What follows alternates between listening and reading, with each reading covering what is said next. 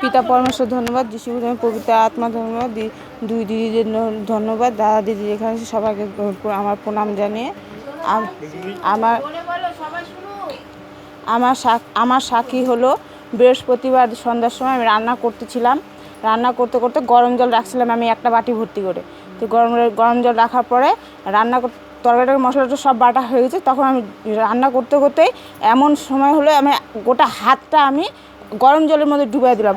আর সেই আমার যে কি হচ্ছিল, তখন আমি সঙ্গে সঙ্গে ওখানে আমার যিশু অয়েলটা ছিল, অয়েলটা সঙ্গে সঙ্গে দেওয়ার পর আর আমার দেওয়ার পরে আর প্রার্থনা করতেছি। আর আমার মেয়েকে ডাকলাম, মেয়ে ডাকার পর আবার ওর সঙ্গে সঙ্গে প্রার্থনা করার ওয়াটারটা দেওয়ার পর সঙ্গে সঙ্গে আমার হাত একদম যিশু গুরুর নামে আমার হাত একদম চাঙ্গা হয়ে গেল।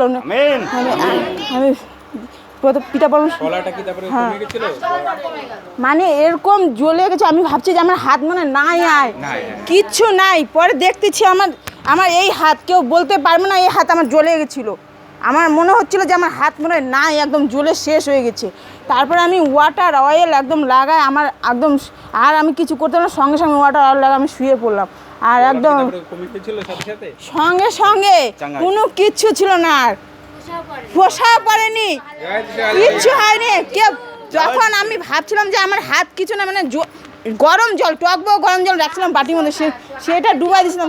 তার সঙ্গে সঙ্গে আমি অয়েলটা, হ্যাঁ, আর বাটি ভর্তি গরম জল ছিল, সেই জলের মধ্যে আমি হাতটা ডুবাই দিয়েছিলাম।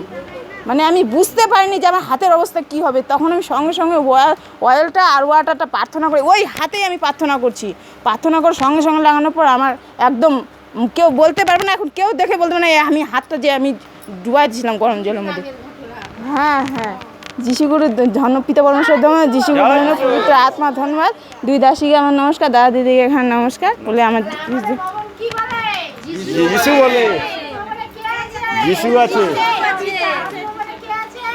পিতা পুত্র পবিত্র আত্মা আছে। যিশু বলে